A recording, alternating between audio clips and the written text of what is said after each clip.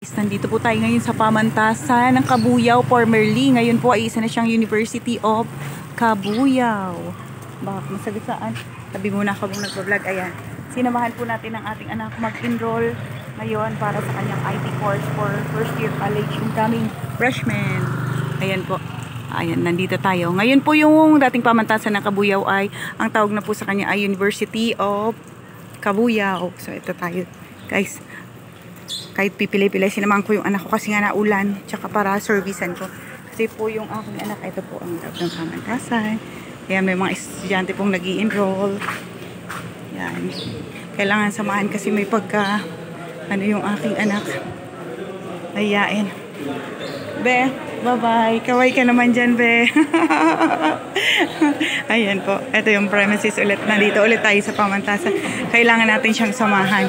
Nagpabili po ng sangkaterbang almusal. At nakapila po siya. Titignan natin. Ayan yung mga estudyante natin nag-i-enroll for... Ito na po yung part 2. Tapos na siya sa part 1. Part 2 na ito. Yung iba nagbabayad na sa cashier. Ito yung mga batang nag-i-enroll. Yan. Part 2 for interview na po. Ito na. Step 2 na. Ng president's interview. Para sa mga estudyante.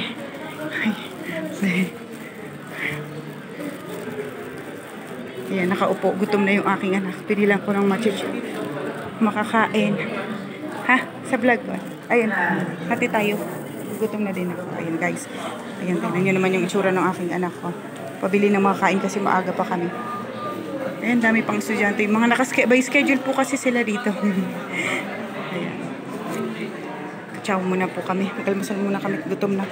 Ayan, dami kawawa yung mga bata. Naghihintay talaga. Pero para sa kanila naman yan. Sa future nila. Ayan guys. Ito muna po tayo. Anak. Kaway ka naman. Thank you so much. Bye-bye na. Lumalapang na po yung aking anak. Ayan mga bata. Thank you. Bye-bye po.